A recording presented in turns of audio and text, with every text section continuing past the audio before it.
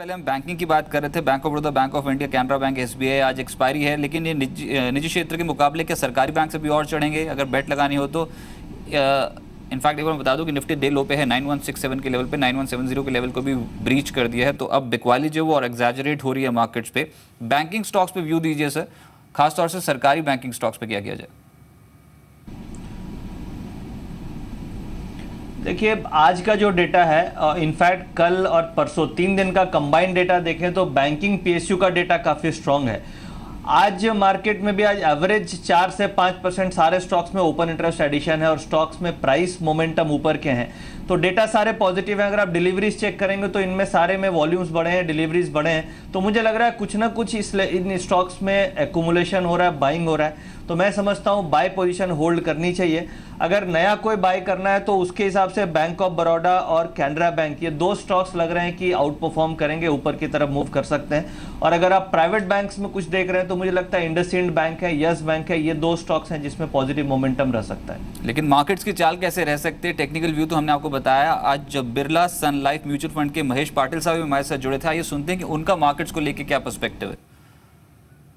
Market का valuation देखिएगा, Nifty का पी मल्टीपल अगर आप देखते हैं तो डेफिनेटली मार्केट कंपेयर टू जो लॉन्ग टर्म एवरेज है निफ्टी का पी मल्टीपल, उसके मुकाबले थोड़ा महंगाई है, लगभग 12-13% एक्सपेंसिव है।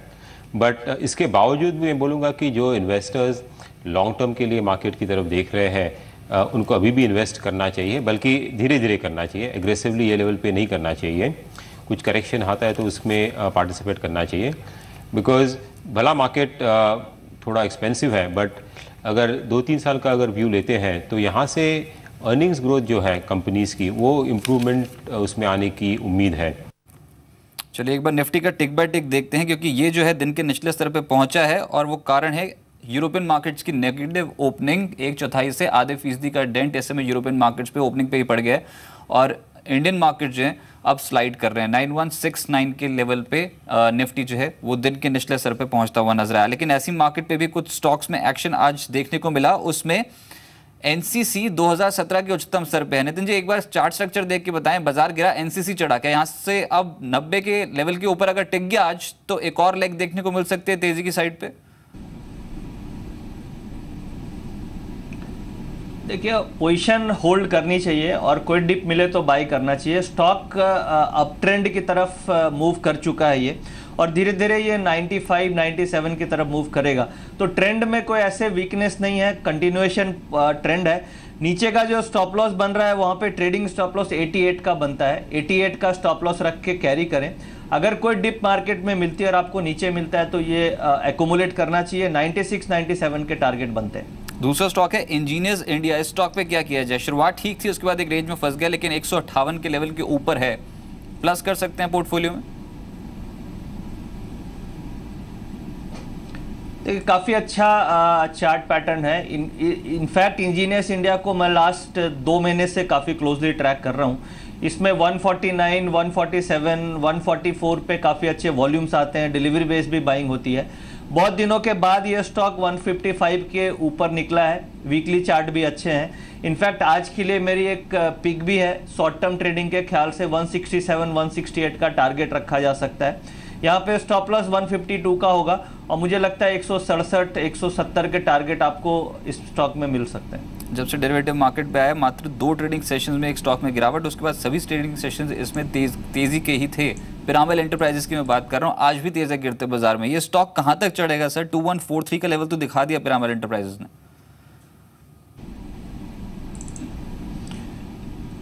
देखिए, ट्रेंड अभी भी पॉजिटिव है, but as a derivative trader थोड़ा रुकना चाहिए। अगर आप 3 दिनों में मूवमेंट देखेंगे तो 200-250 रुपए की मूवमेंट हो चुकी है। तो मेरे ख्याल से एक बार अगर मेरे फ्यूचर्स में पोजीशन है तो एक प्रॉफिट बुक करूंगा और डिप पे बाय करूंगा। बट एज अ होल अगर आपके पास डिलीवरी बाय है तो इसके टारगेट्स अभी भी करीब 23-2350 के बनते हैं। और जो ब्रेकआउट लेवल है वो 20,090 के आसपास रिसेंट में ब्रेकआउट हुआ है, 2090 के आसपास। तो वही हमारा स्टॉप लॉस होगा और टारगेट करीब 2300 के बनते हैं। इन्फोसिस में डैमेज है, 933 के लेवल पे पहुंच गया है, 35 पॉइंट्स की तगड़ी बिकवाली है, 3.5% का डेंट। देखिए बाजार दिन के निचले स्तर पे और सबसे ज्यादा कंट्रीब्यूशन अब इन्फोसिस की तरफ से आ रहा है। रिजल्ट्स ठीक है, बॉटम लाइन एक्सपेक्टेशन के आसपास थी, गाइडेंस कमजोर है, उसका असर अब ये स्टॉक झेल रहा है 934 के लेवल पे दिन के निचले स्तर पे। बाकी आईटी स्टॉक्स में टीसीएस टूटा है आज 2.5%, टेक महिंद्रा में 1% का डैमेज है। बड़ी बिकवाली पूरे सेक्टर पे नहीं हुई इन्फोसिस को छोड़ के, क्योंकि कुछ स्टॉक्स हैं जहां पर एक पुल बैक भी आज के सत्र में विजिबल होता हुआ नजर आया, जिसमें एनआईटी टेक्नोलॉजी शामिल है। लेकिन इन्फोसिस पे क्या किया जाए नितिन जी, जिस हिसाब से ये टूट रहा है और दिन के निचले स्तर पे 2 महीने के निचले स्तर पे अब 3.5% का डैमेज है। कल आपसे बात हुई थी, आपने कहा था कि पुट खरीद लेनी चाहिए 960 की, कैरी करें क्या? कि इनफैक्ट ये धीरे धीरे पूरा सेक्टर नीचे आना चाहिए। जैसे आज तो न्यूज़ आई है कि इन्फोसिस के जो रिजल्ट्स हैं वो स्लाइटली इनलाइन या बिलो एक्सपेक्टेशन है, बट इसमें जो कल डेटा एनालिसिस में निकला था कि ऑलरेडी काफ़ी ज़्यादा शॉर्ट पोजीशन बनी हुई थी, कॉल्स में काफ़ी राइटिंग हो रखी थी 1000, 1040, 1060। तो आज आप देखिए जिन्होंने कॉल राइट किया उनको सारे के सारे पैसे मिल गए और पुट्स में कोई पोजीशन ही नहीं थी। और पुट में इनफैक्ट 900 के आसपास भी मैं देख रहा हूं कि ज़्यादा ओपन इंटरेस्ट नहीं है, पुट राइटर्स बिल्कुल एक्टिव नहीं है। ऐसी कंडीशन टीसीएस में भी है, ऐसी कंडीशन अदर आईटी स्टॉक्स में भी है।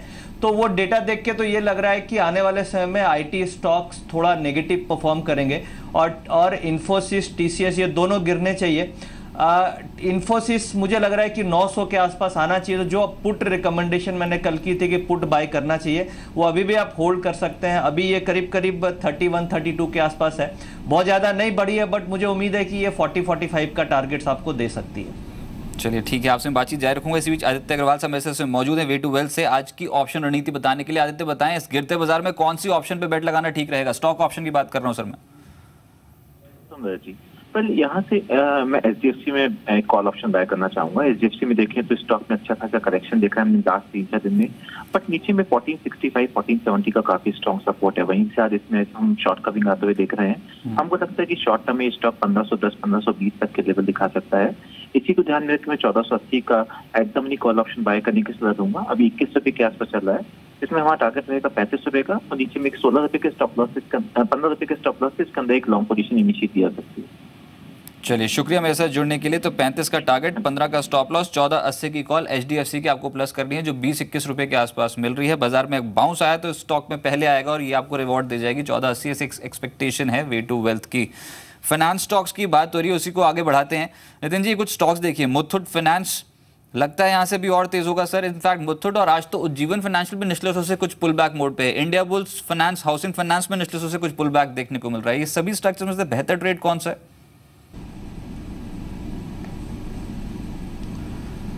देखिए उज्जीवन, मुथूट, इनमें बाइंग तो आई, बट यहाँ पे ट्रेडिंग के ख्याल से थोड़ा रुकना चाहिए। ऑलरेडी जैसे नए एक्सपायरी, नए कॉन्ट्रैक्ट्स आए हैं और उसके बाद काफ़ी अच्छे मूवमेंट स्टॉक्स में आ चुकी है, तो मुझे लगता है डिप पे इंटर करना चाहिए, थोड़ा रुकें। और 3-4 दिन की छुट्टी भी है तो एक बार नेक्स्ट वीक अटेम्प्ट लेना चाहिए। इस लेवल पे आपको मुथूट और उज्जीवन, ये दोनों मुझे नहीं लग रहा है कि इस लेवल पे इंटर करें। इनफैक्ट अगर आपके पास है तो एक बार ट्रेडिंग के ख्याल से आपको प्रॉफिट बुक कर लेना चाहिए। राइट एक स्टॉक देखिए एसआरएफ, ये निचले स्तरों से कुछ रिकवरी जरूर आज के सत्र में शो करता हुआ नजर आया था। शुरुआती सत्र में ऊपर था, इनफैक्ट अब 2% के आसपास की तेजी है। इसको होल्ड कर सकते हैं क्या जिनके पास भी पोजीशंस, और क्या फ्रेश पोजीशन ऐड करने की सलाह होगी एसआरएफ में?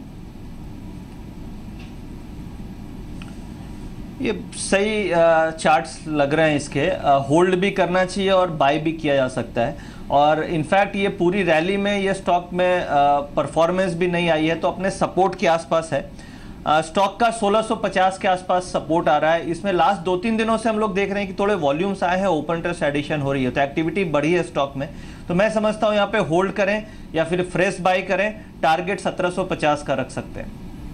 राइट मेटल स्टॉक्स पे नजरिया दे, वेदांता, हिंडाल्को, दोनों स्टॉक्स, टाटा स्टील, तीनों स्टॉक्स पे अंडर परफॉर्मर क्यों? यहाँ पर अंडर परफॉर्मेंस और भी बढ़ेगी क्या? आज पूरा ही मेटल पैक जो है वो अंडर परफॉर्मेंस शो कर रहा है, जिसमें वेदांता और हिंडाल्को सबसे ज्यादा टूटने वाले स्टॉक्स हैं। 4% डेंट वेदांता में, हिंडाल्को में 3.5% की कमजोरी। देखिए तीनों स्टॉक और गिरने चाहिए, ये डेटा इंडिकेट कर रहा है। इनफैक्ट अगर निफ्टी बढ़ेगी भी तो ये तीनों स्टॉक अंडर परफॉर्म करेंगे। क्योंकि डेरिवेटिव मार्केट की पोजीशंस भी आज काफ़ी बनी है, सब में ओपन इंटरेस्ट 7-8% के एडिशन है और अगर चार्ट्स आप देखेंगे तो वीक हैं। प्लस इनफैक्ट लास्ट 15-20 दिनों में जब भी मार्केट में बाइंग आ रही थी ये स्टॉक्स बहुत ज़्यादा पार्टिसिपेट नहीं कर रहे थे, कंसोलिडेट कर रहे थे और वीकनेस में सबसे पहले मेटल्स का पार्टिसिपेशन आ रहा है। तो इसका मतलब ये इंडिकेशन हुआ कि इसमें बाइंग मोमेंटम नहीं है, शॉर्ट पोजीशन बन रही है। तो मैं समझता हूँ टाटा स्टील, वेदांता और हिंडाल्को तीनों में और गिरावट आनी चाहिए। मंदी खेलने के लिए तीनों स्टॉक अच्छे हैं। आप यहाँ पे हिंडाल्को की पुट ऑप्शन भी ले सकते हैं, टाटा स्टील की पुट ऑप्शन भी बाई कर सकते हैं। रिलायंस इंडस्ट्रीज कैसा लग रहा है सर चार्ट्स पे? बहुत ज्यादा बिकवाली ऑलरेडी हो चुकी है, क्या बाउंस बैक के लिए तैयार होगा ये स्टॉक अब? देखिए बिल्कुल सपोर्ट के आसपास है और आप 2-3 दिनों में देखेंगे तो थोड़ा होल्ड करने की कोशिश कर रहा है। मेरे समझ से यहाँ पे एक बार 1340-45 का स्टॉप लॉस रख के बाय अटेम्प्ट लेना चाहिए। निफ्टी में अगर कोई रैली बनती है तो आप देखेंगे कि रिलायंस का पार्टिसिपेशन बनेगा। कल के पहले परसों हम लोग 11-12% का ओपन इंटरेस्ट एडिशन देखा हुआ है इसी लेवल के आसपास, बट अभी तेजी नहीं बनी है। मुझे लग रहा है 1340 का स्टॉप लॉस रख के एक बार बाय अटेम्प्ट लेना चाहिए। 1425-1440 के टारगेट आपको मिल सकते हैं। फार्मा में अजंता फार्मा, अपोलो हॉस्पिटल, सन फार्मा और कोई भी स्टॉक आपको पसंद है? देखिए अजंता फार्मा टेक्निकली सपोर्ट पे, इनफैक्ट कई सारे फार्मा, ग्लेनमार्क, अजंता, सन फार्मा सब सपोर्ट के आसपास हैं। तो मुझे लग रहा है यहाँ पे बाउंस कर सकते हैं। अगर आपके पास पोजीशन है तो थोड़ा वेट करना चाहिए, 3-4-5% का एक बाउंस बैक मिल सकता है। इसमें अगर तीनों देखें तो अजंता फार्मा ज़्यादा बेटर लग रहा है। करीब 1750 के आसपास सपोर्ट आ रहा है। मैं समझ रहा हूँ 1830-1840 का टारगेट ये दे सकता है। चलिए एक बार OMCs को दोबारा देख लेते हैं, क्योंकि जो कंप्लीटली आउट परफॉर्मेंस आई है पिछले घंटे के दौरान उसमें IOC, BPCL और HPCL जैसे स्टॉक्स शामिल हैं। अच्छी खरीदारी यहाँ पर निचले स्तरों से होती हुई नजर आई और अंडर परफॉर्मेंस कंप्लीटली आज के सत्र में मेटल स्टॉक्स पे ही देखने को मिल रही है। इसके अलावा आज के सत्र में एक स्टॉक एक्टिव है, इंडियाबुल्स रियल एस्टेट।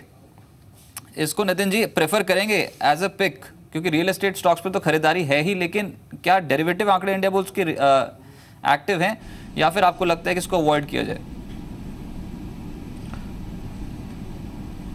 देखिए इसमें ओपन इंटरेस्ट आज 40-42% बढ़ गया। मुझे लग रहा है क्लोजिंग में बैन में आ जाना चाहिए और फिर बैन में आने के बाद फिर मोमेंटम इसकी रुक जाएगी। तो इसके ख्याल से डेरिवेटिव ट्रेडर्स को तो पोजीशन बनाना बेहतर नहीं होगा, बट चार्ट्स पॉजिटिव है, डेटा पॉजिटिव है। अगर आपके पास एज अ डिलीवरी ट्रेड है तो आप इसको होल्ड कर सकते हैं। धीरे धीरे स्टॉक 115-120 की तरफ मूव करना चाहिए। चलिए नितिन, बहुत शुक्रिया आपका मेरे साथ जुड़ने के लिए।